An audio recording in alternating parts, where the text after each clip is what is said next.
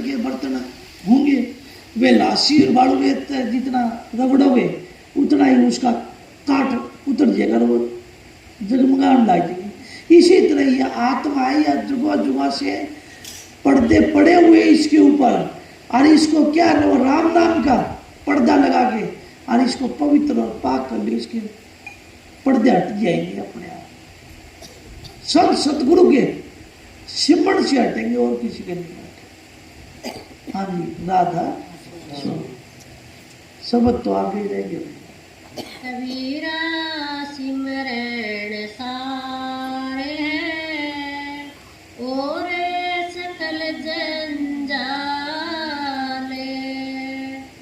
आदि अंत में सो दिया, दूजा देखा क्या ले। हाँ दोबारा। कबीरा सिमरण सारे हैं। देख लो, सार शब्द बता दिया कवि साहब ने। तो सिमरण सार है, अगर किसी में ताकत है, महात्मा से बंदगी करके उसका नामदान ले, गुरु दीक्षा ले, जो भी नाम बोले उसको, वो नुकता नहीं। उनकी जाति पे न जावे, उनके कर्मों पे न जावे, वो कहे ना वो करो। महाराज जी कहते गुरु करे वो मत करो, गुरु कहे वो करो। गुरु कहते हैं तू 2 घंटा सुबह 2 घंटा शाम को मालिक की बंदगी कर, वो तो हम करते नहीं। और जंजाल बहुत कर लेंगे, और कितने भी अनेक को हम कर लेंगे, पर ये नहीं बढ़ता, क्योंकि ये मन पापी घोड़ा हमारे अंतर में ऐसा बिठा रखे है। इस मन पापी को घोड़े को लगाम इस राम नाम की लगाम लगानी पड़ेगी। राम नाम की लगाम डाल के और इसके ऊपर सतगुरु सवार करते, सतगुरु को बिठाते, ये दूरधाम पहुंचा देगा वो सतगुरु। हाँ जी। ज्ञान थके बक बक मरे, कोई करे उपाय, सतगुरु हमसे यूं कहे, सिमरण करो समाए। ज्ञान कथे बक बक मरे, कोई करे उपाय। कितना ही बक बक करते रहो, कितने ज्ञानी बन जाओ, कितना ही हम कुछ भी कर लो, पर जो संत सतगुरु जो बताता है उस ज्ञान के बराबर कुछ भी नहीं। इस 3 लोक और 14 भवन में इस सतगुरु के बराबर कोई नहीं। इस मृत लोक से निकालने वाला एक संत सतगुरु है। संतों ने कहे, महाराज जी तारचंद जी का 2 है कि 184 दलदल तक गुरु निकाले, कि गुरु होता है वो दलदल से निकाल लेता है। 184 दलदल तक गुरु निकाले, उन जैसा बलवान नहीं, ये तो सबने सुना ही होगा, बिना गुरु के ज्ञान नहीं। वो ज्ञान सतगुरु के हाथ में है, सतगुरु देता है। सतगुरु क्यों करता है? सतगुरु अपनी देखे। संतों ने कहे कि सजनीय सजन नैन के माई, देखे सोई बोले नहीं, बोले सोई देखे नहीं। ये आंखों से उस मालिक को नहीं देख सकते, ये जीव से उस मालिक का बयान नहीं कर सकते। जब कहे कि सजनीय सजन नैन के माई, वो मालिक तो यहाँ नैन, तीसरा तिल, जो इसको दिगु चक्षु कहते हैं, थर्ड आई कहते हैं, शिव नेत्र कहते हैं, वो खुल जाता है, कपाट खुल जाता है, तब प्रकट होता है वो मालिक। वो ज्ञान खोल देता है सतगुरु। जद कहे कि दल दल तक सतगुरु निकाले, 184 दल दल तक गुरु निकाले, उन जैसा बलवान नहीं, ये तो सबने सुना ही होगा, बिना गुरु के ज्ञान नहीं। जीवन मुक्ति सतगुरु देते, देख लो कितनी बड़ी बात की। जीवन मुक्ति सतगुरु देते। हमारे पुरानी परंपरा चली हुई आई है, हमारे बुजुर्ग दादा बाबाओं की क्या कहते हैं कि मरने के बाद में पिंडदान कर दो, कराते हैं ना पिंडदान, कि मोक्ष हो जाएगी, मुक्ति मिल जाएगी। संत सबको मिथ्या कर दिया। संत कहते हैं कि जीवन मुक्ति सतगुरु देते, जीते जी मरने के बाद में किसकी चिट्ठी आई है कि मोक्ष हुई है कि नहीं हुई मरने के बाद में। अगर अभी बच्चा है उसको पढ़ने के लिए बोले कि अब तू पढ़ के पीएचडी करके मास्टर लग जाएगा, इसी जन्म में इसी जिंदगी में कर ले, फिर बाद में नहीं होगा। नहीं, जब उम्र टप जाती है, जब वो बन जाता है कि मास्टर नहीं बनता है। एक मौका होता है, एक समय होता है, एक वक्त होता है। तो वो वक्त हमारे को नन्नारायणी दे मिली हुई है। अब बड़ा ऊंचा, बहुत ही पवित्र और पाक और निर्मल, क्योंकि मानस थोड़ा मिल गया हमको, सबसे बड़ी बात ये। और उससे भी बड़ा हमको संत सदगुरु मिल गए। और संत सदगुरु मिलने के बाद में हमको वो संतों की कमाई हुई वो सत शब्द है, वो हथियार, शब्द हथियार वो मिल गया हमको। और अब भी जयमाली की बंदगी नहीं करी तो फिर 84 त्याग।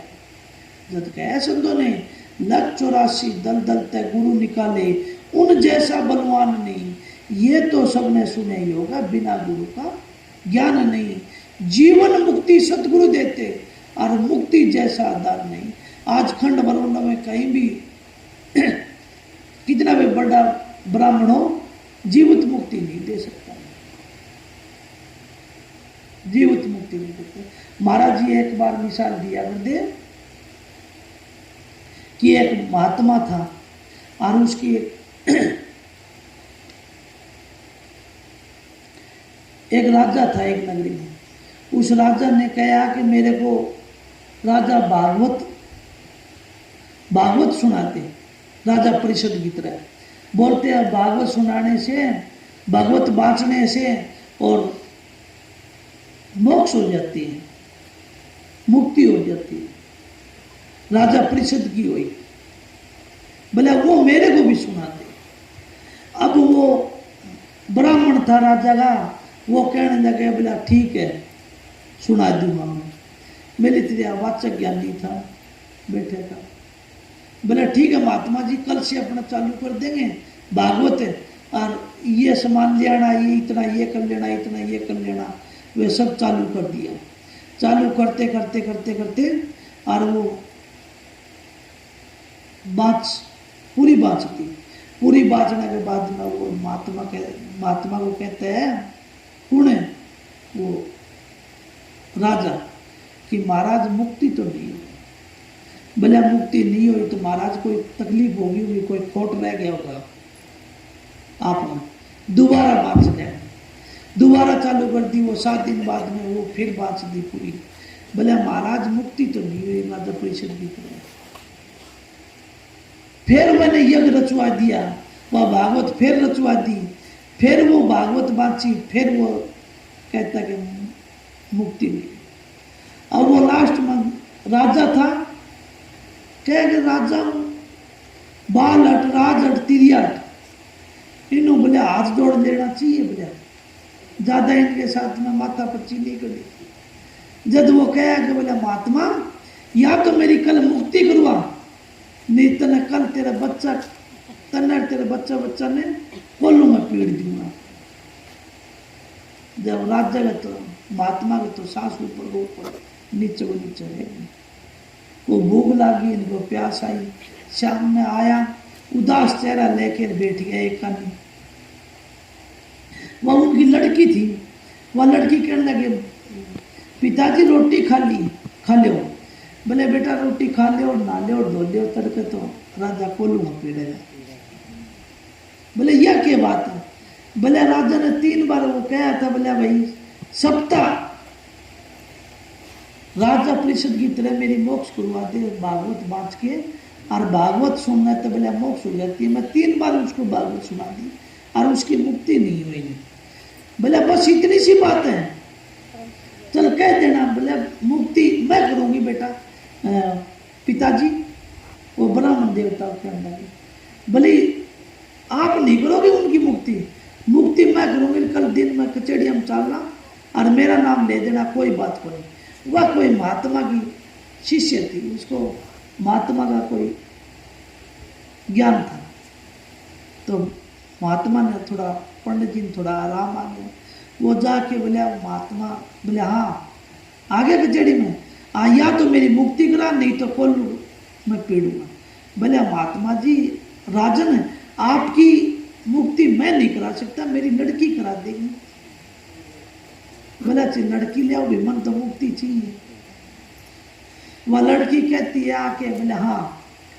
बोले राजन आपको मोक्ष चाहिए, मुक्ति चाहिए, मुक्ति मैं कराऊंगी आपकी। बोले बेटा तू करा दे, मेरी तो मुक्ति बख्श दूंगा।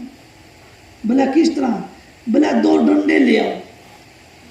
मैं कहूँ वो काम करियो के? बोले हाँ। बोला 2 डंडे ले आओ, और दोनों डंडे ले आके, एक तो राजन ने गुड़ा दिया, गोड़ा लाठी लगा के, एक आपके पिताजी ने, और वो सारी सभा देखे। वो राजन को कहती है, पहला अपना बाप को, पिताजी ये कौन है? कि ये राजा है। और क्या लगता है? बोला मेरा चेला। बोला लानत है आपको, आपके चेले खोल, खड़ा हो इसको खोल दे, बूढ़ा लाठी लगा रखी इसके, खोल दे। बोला बेटी मैं खुद दे बंदे पड़े हूँ, किस तरह खोलूँ मैं? पहला तो मैं मेरा खोलूँ। बोला बस। वो राजा की तरफ जाके कहने लगी, राजन ये कौन है? बोले ये ब्राह्मण है। क्या लगता है तेरा? कि मैं गुरु मानता हूँ इसको। बोला तो चल खड़ा हो तू, तेरा गुरु बंदे पड़े, और तेरे को लानत है राजा होके, और तेरा गुरु ने बंदे पड़े हैं, इसको खोल दे। बोले बेटी खोलू कुकर, मैं खुद दे बंदे पड़े हैं। ये दोनों अलग बड़ा लाठी गए। जय संत वाह। बोला हो गया फैसला। बोला क्यों? कि दोनों कहने का भाव कि दोनों मूर्ख मिल गए, पूर्ण ज्ञान नहीं था। जब वह लड़की बोलती है कि बंदे को बंदे मिले और छूटे पूर्ण उपा, सेवा कर निर्बंध की जो पल में ले छूटा। वो पल में ले छूटा निर्बंध होते हैं संत, उनका कोई दाग नहीं होता। संत सूरमा शेर है, गर्ज और गाज है, दुनिया भेड़ है, विद और बात है। क्यों? संतों के पास आता नहीं, संतों के पास आता है वो फिर मुड़ के जाता नहीं। संतों की दया ही ऐसी है। संत के पास तो एक वाणी का ही हथियार है। संतों के पास कोई चमत्कार नहीं, कोई वो चमत्कार नहीं दिखाते, कोई कुछ भी नहीं करते। वो तो एक शब्द की महिमा गाते हैं, राम नाम की महिमा गाते हैं, और उनके दुनिया के सतगुरु के गुरुमुख का जगत भिखारी हो, उनके भिखारी बन जाते हैं अपने। देख लो महाराज ताराचंद जी के नहीं बने, महाराज चरण सिंह का देख लो, बाबा जयमल सिंह के देख लो, मस्ताना जी के देख लो, मुनेदर साहब के देख लो, अनेक संता के नाम ले सकते हैं।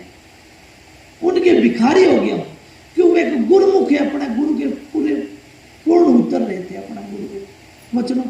हम गुरु के वचन को त्याग देते हैं, वे हमारे कर्म किस तरह कटे हैं। जब संतों ने कहा कबीर साहब ने कि गुरु से लगन कठिन है भाई, लगन लगे बिना जीव पर, लगन लगे बिना जीव पर न हो जाए। गुरु से लगन कठिन है भाई, लगन लगे बिना काज न सड़िए, और जीव पर न हो जाए। जे अगर लगन लागी, सच्ची लगन है, लगन लागे बाद में तो मालिक प्रगट हो ही जाता है। हमारे लगन होती है कोई काम करने की, तो हमको नींद नहीं आती ने, चैन नहीं पड़ती ने, रात को जगते रहते हैं कि कल ये काम करना है। जो हमको 4 बजे उठना है तो 3 बजे उठेंगे। वह लगन संतों की है। लगन लगे बिना काज न सड़ी, गुरु से लगन कठिन है। एक बार गुरु से लगन लागी थी किसकी? गोपीचंद भट्ट की। लगन लागी थी किसकी? राम मिलन की, महाराज ताराचंद जी को। लगन लागी थी महाराज जयकर्ण साहब को, किसकी? गुरु से मिलने की। मालिक से मिलने के लिए। उन्होंने अपना तन मन धन सब कुछ गुरु को आपने सौंप दिया। दिन में लोग तो आराम कराया करते, रोटी खाया करते, उनको रोटी खाने का टाइम भी नहीं रहा। वो उस टाइम भी भजन में बैठ जाया करते, खाड़ा के अंदर बैठ जाया करते। उनका नाम है लगन। उन संतों का जब संतों ने कहे किस तरह वो लगन किस तरह लगेगी, एक नानक साहब की वाणी है कि संता की होई दासरी ये अचारा सीख ली, कि संतों के सत्संग में जाके उन संतों वाले गुण सीख ले, संतों वाले वचन सीख ले, संतों की शरण में चली जा तो तुम्हारा उद्धार हो जाएगा, नहीं तो नहीं। जब कबीर साहब बड़ा खुला खुला, कोई संत ने कपट नहीं रखी, किसी भी संत ने, सब वाणियों के जरिए सत्संग के जरिए किसी न किसी तरह, किसी को प्रेम से, किसी को प्यार से, सबको अपनाया है, चाहे वो कोडी हो, चाहे कमली हो, चाहे किसी हो। और संतों जो दुष्ट, संता का काम है जो दुष्टों को सुधारना। कहने के संत कहते हैं कि संत दुष्टों का संहार नहीं करते, संत उनको संहार नहीं करते। कहते ना कि देवी देवता संहार कर देते, दुष्टों को मार देते, राक्षस प्रवृत्ति। संत उनको ऐसी दया करके अपने जैसे बना लेते हैं, जैसे वाल्मीकि को बनाया, सदन कसाई को बनाया, अनेकों बड़े बड़े महात्मा, बड़े बड़े सेव संबंध को बनाया। और वो अपना ही रूप बना के अपने अंदर ही समा लेते कि मीराबाई नहीं थी उनकी, कि कर्माबाई नहीं थी। किसी भी संत का, किसी भी महात्मा का, किसी का भी उदाहरण ले लो, सब ने उसको प्रीतम प्यारे के खोजने के लिए लगाए, बाहर किसी के लिए, अंतर में। क्यों? जिन खोजे तिन पाया, पिंडा सो ब्रह्मंडा, जिन खोजे तिन पाया। एक शब्द है कि सतगुरु मेरे राधा स्वामी, शब्द भेद है न्यारा, तन मन खोजो शब्द पहचानो, ऐसा गुरु हमारा। कि तन मन को अपना अंदर को टटोलो। हम दूसरे को बातें चीतें करते हैं, भाई इसकी बोलने से पता चल जाता है कि इसकी कहाँ तक रसाई है। पर संत कहते हैं अपने अंदर टटोलो इस मन की कहाँ तक दौड़ है, इसकी त्रिलोकी तक की दौड़ है। काम की, क्रोध की, मोह की, लोभ की। हम ऐसे पढ़ने में आते हैं कि ये छोटे छोटे वाक्य है, भाई इनका क्या बढ़ना है। पर जब हम संत मत में आएंगे, सत्संगी बढ़ के, उनके वचन मान के भजन सिमरन करना चालू करेंगे, जब हमको पता चलेगा ये कितनी बड़ी बला है, काम कितना बड़ा है, क्रोध कितना बड़ा है, कितना बड़ा विस्तार है इसका। काम, क्रोध, मोह, लोभ, अहंकार सब ने इन्होंने बड़ा बड़ा ऋषि महात्माओं की धरती चढ़ा दी ना। काम का बस हो गया, मोह में बस हो गया। जो राजा जड़ भरत था वो हिरण का जन्म दिया, देख लो, सोच लो। अगर हम माया के पीछे रहेंगे तो सांप बन के आना पड़ेगा, बच्चों में मोह रखा तो सूर बन के आना पड़ेगा। और जो उस मालिक में रखे तो मालिक में समा जाओ, उस परम पिता परमात्मा, उस खुदा कहो, गुरु कहो, गॉड कहो, राम कहो, राधा स्वामी कहो, या धन्य सतगुरु कहो, या राधा स्वामी कहो, सत साहेब कहो, या सत राम कहो, कुछ भी कहो। हम कहते हैं मुर्दा की अर्थी ले जाते हैं, उसको कहते हैं राम नाम सत्य है, सत्य बोले गत है। तो अरे मूर्ख है, तू क्यों नहीं सत्य बोलता? हम उसको मुर्दा को सुनाते हैं और अपने आंखों पे पट्टी बांध रखी है, उसको तो कहते हैं कि राम नाम सत्य है, सत्य बोले तो गत है। और हम अपने आंखों पे पट्टी लगा के हम एक दिन भी सत्य नहीं बोलते। जो हम भी सत्य का सौदा करते तो हम भी एक दिन पाक और पवित्र होकर उस मालिक के चरणों में समा जाते हैं। हाँ जी, राधा स्वामी। निज सुख सिमरण नाम है, दूजा दुख अपार। एक राम नाम ही सुख है, राम नाम के लेती होत पाप का नाश, इससे बड़ा कोई नाम नहीं। कह रामायण में राम ने सके राम गुण गाई, कि रामचंद्र जी को भी राम नाम की महिमा का नहीं पता था। राम ने सके राम गुण गाई, उसकी राम के गुण कितने, राम नाम का महत्व कितना उसको ही नहीं पता था रामचंद्र जी। एक राम नाम में सुख है तो और किसी में। कैसे जो भाई ने कि साध सुखी सहजो कह पाया भेद अन्न, सो सुखिया सो नाम बतारा, कि नाम के आधार पे सुखी है और कोई सुखी नहीं है संसार में, सब दुखी ही दुखी। संत कह दिया कबीर साहब ने कि तंदर सुखिया कोई ने देखा, जो देखा सो दुखी ही दुखी, सब दुखी हैं। एक राम नाम के बगैर हम सब दुखी दुखी हैं। दूसरा काम दुख का ही है, मन के कहे चलोगे तो सब दुखी है, और नाम के ऊपर गुरु मत पर चलोगे तो सब सुखी सुखी। एक नाम ही ऐसी है जो हमको पवित्र और पाक और सचखंड में सतलोक में या अलख अगम अनामी आगे गहराई में चले जाओ, वहां पहुंचा सकता है और किसी की ताकत ही नहीं। हाँ जी। निज सुख सिमरण नाम है, दूजा दुख अपार। इसके बिना सारे दुख है। महाराज जी ने कह दिया था ना पहला कि बाहर की जो आंखें देखे सारा झगड़ा झूठा, सारे झूठे फना होने वाले हैं। कितनी भी बिल्डिंगा बना लो, कितने भी किले बना लो, सब यही छोड़ के जाना है। कितने भी धन माल बैंक बैलेंस कर लेना, सब छोड़ जाएंगे।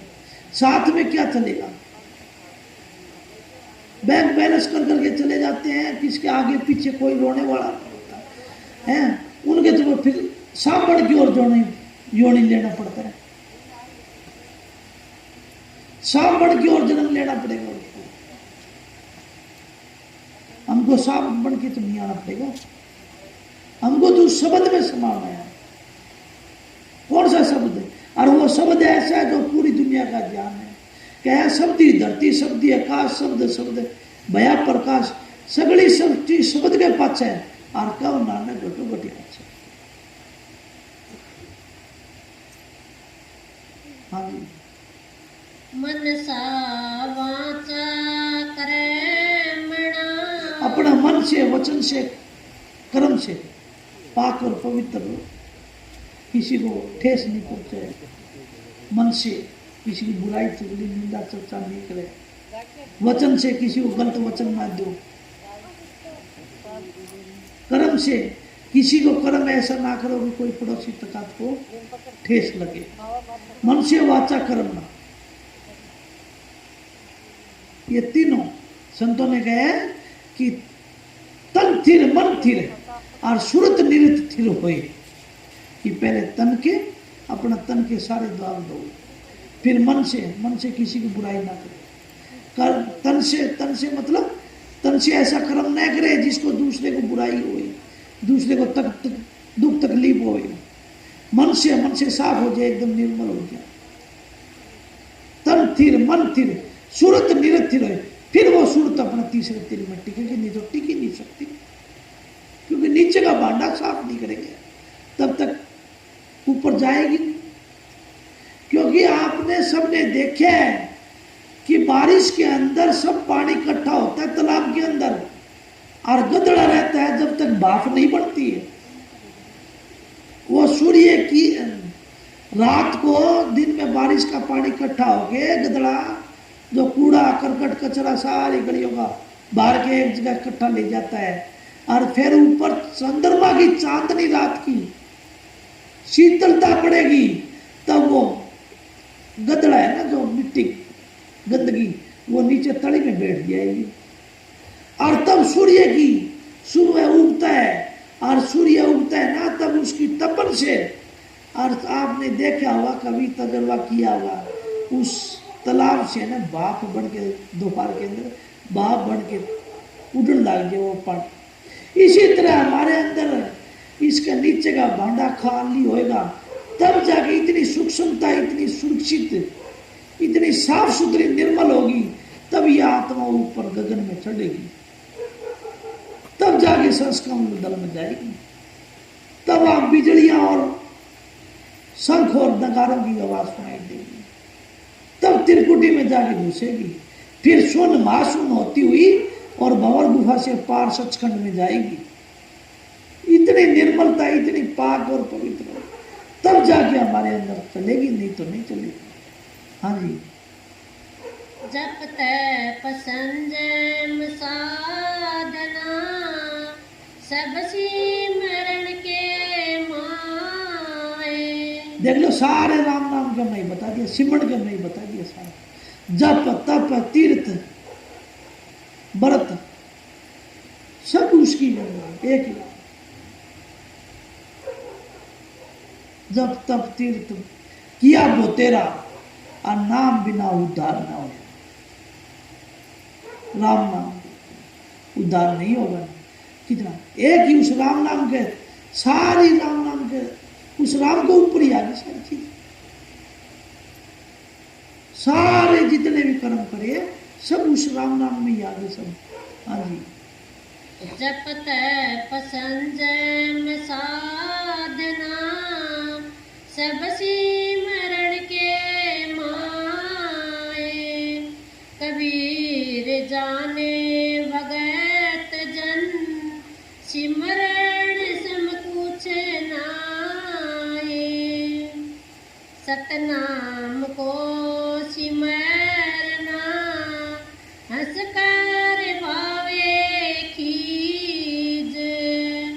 उल्टा पुलटा निपजे खेत पड़े जो भी। उल्टा पुल्टा कि कैसे भी राम का नाम ले लो, सुबह सवेरे उल्टा सीधा कैसे भी।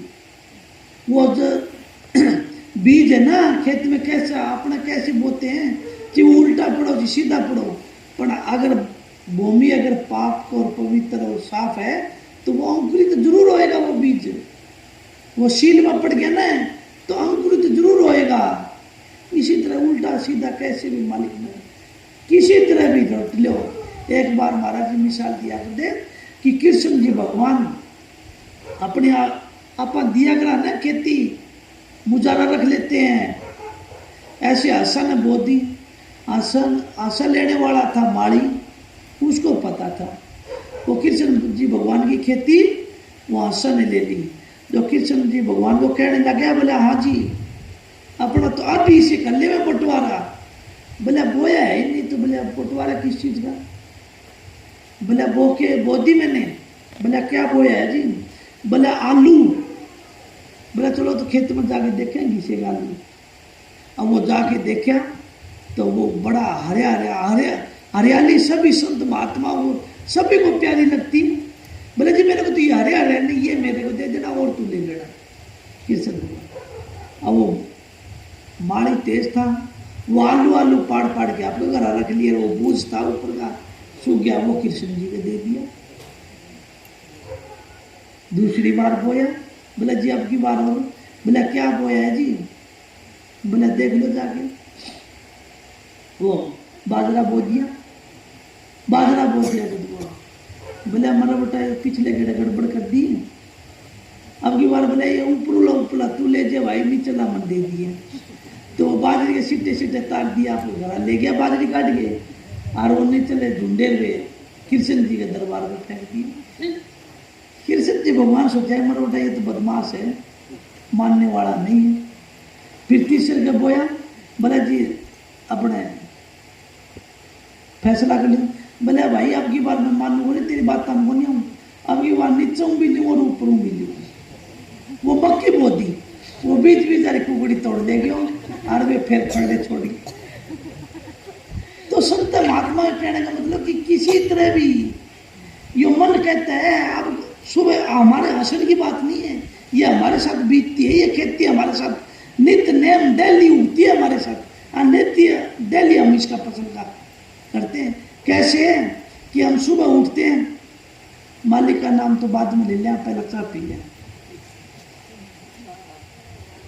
4 बजे सबको मालिक जिसने बंदगी दी है, जिसको अपना नाम बख्शीश की है, उसको 4 बजे डेली नित्य नेम जाग आती है।